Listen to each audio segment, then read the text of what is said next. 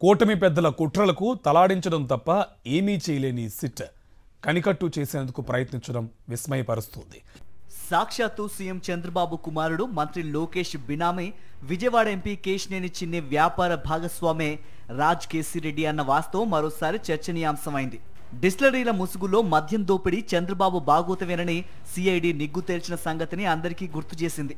ఆ కేసులో బెయిల్పై ఉన్న చంద్రబాబు ప్రస్తుతం దయ్యాలు వేదాలు వల్లవేస్తున్నట్లుగా నీతి కథలు చెబుతూ ఉండటం విస్మయపరుస్తోంది.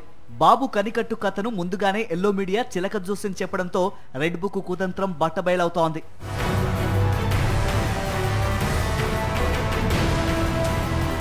వైఎస్ఆర్సీపీ ప్రభుత్వ హయాంలో లేని కుంభకోణం ఉన్నట్లు చూపించేందుకు టీడీపీ వీర విధేయ సిట్ నానా తంటాలు పడుతోంది. నెలల తరబడి దర్యాప్తు పేరుతో వేధించినా బెదిరించినా సాధించిందేమీ లేదు. చివరికి ఛార్జ్ షీట్లో ఏం చెప్పిందంటే 13,000 ఫోన్ కాల్స్, వందలాది వాట్సాప్ చాటింగ్ డేటా అంటూ వక్రీకరణతో కనికట్టుకు యత్నించింది. అంటే దర్యాప్తు పేరుతో తాము సాధించిందేమీ లేదని ఒప్పుకుంది. ఓ 20-30 మంది ఫోన్లతో పాటు వారి పిఏలు సిబ్బంది ఫోన్ల నుంచి 2 ఏళ్ల సుదీర్ఘ కాలంగా 13,000కు పైగా ఫోన్ కాల్స్ వెళ్లాయి అన్నది ఏదో అసహజ విషయం అన్నట్లు నమ్మించేందుకు సిట్ యత్నించింది. పోనీ ఆ కాల్ డేటా, వాట్సాప్ చాటింగ్ లో మద్యం కొనుగోళ్లు, సరఫరా, డబ్బుల చెల్లింపు వంటి వ్యవహారాల గురించి ఏవైనా ఉన్నట్టు సిట్ నిరూపించిందా అంటే అదీ లేదు. కేవలం మీటింగులు, ప్రయాణాలు, సాధారణ విషయాలే ఉన్నట్టు సిట్ ఛార్జ్ షీట్లో పేర్కొంది.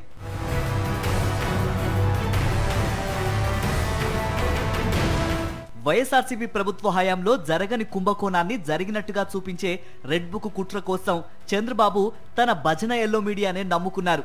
అసలు సిట్ ఏం చేయాలో కూడా తన రాజగురువు రామోజీ కుటుంబానికి చెందిన ఈనాడు పత్రిక ద్వారా చెప్పిస్తున్నారు.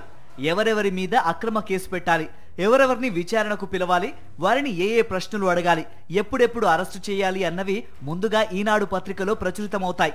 సిట్ అదే పనిని తూచా తప్పకుండా చేస్తోంది. న్యాయస్థానంలో దాఖలు చేసిన ఛార్జ్ షీట్పై సిట్కు ఎలాంటి నియంత్రణ ఉండకూడదు. అది న్యాయస్థానం పరిధిలోని అంశం. ఛార్జ్ షీట్ను స్వీకరిస్తున్నట్టు ప్రకటించిన తర్వాతే ఎవరైనా న్యాయస్థానం ద్వారా అధికారికంగా కాపీని తీసుకోవచ్చు. కానీ న్యాయస్థానం స్వీకరించినట్టు ప్రకటించక ముందే ఛార్జ్ షీట్ ఎల్లో మీడియాకు చేరిపోతోంది. అంటే కోర్టు కంటే ఎల్లో మీడియాకే తమ ప్రాధాన్యం అని చంద్రబాబు ప్రభుత్వం సిట్ బరితెగించింది. ఈ మొత్తం బేతాల కుట్ర కథకు చంద్రబాబు ప్రధాన కారణంగా చేసుకున్నది రాజ్ కేసిరెడ్డినే. ఇంతకీ ఈ రాజ్ కేసిరెడ్డి ఎవరో తెలుసా?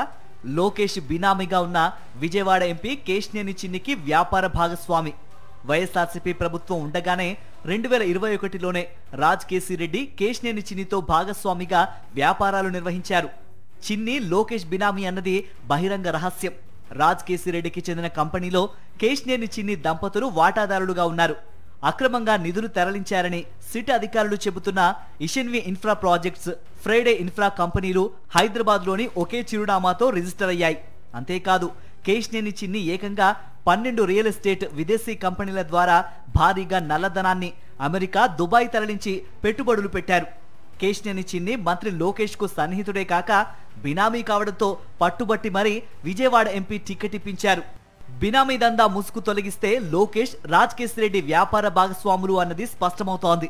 అలాంటి రాజ్ కేసిరెడ్డి వైఎస్ జగన్ ప్రభుత్వంలో మద్యం కుంభకోణానికి పాల్పడ్డారని సిట్ నమోదు చేసిన అభియోగం పూర్తిగా అవాస్తవమే అన్నది నిగ్గు తేలుతోంది. దీనిపై అటు చంద్రబాబు గాని ఇటు సిట్ గాని స్పందించకుండా మౌనం వహించడం అంటే వాస్తవాన్ని పరోక్షంగా అంగీకరిస్తున్నట్టే. చంద్రబాబు సిట్ ద్వారా రెడ్ బుక్ తోలుబొమ్మలాట ఆడిస్తున్నారు. రెడ్ బుక్ కుట్ర అమలుకు సిట్ ఆయుధంగా మారిందని తాజాగా సమర్పించిన ఛార్జ్ షీట్ స్పష్టం చేస్తోంది.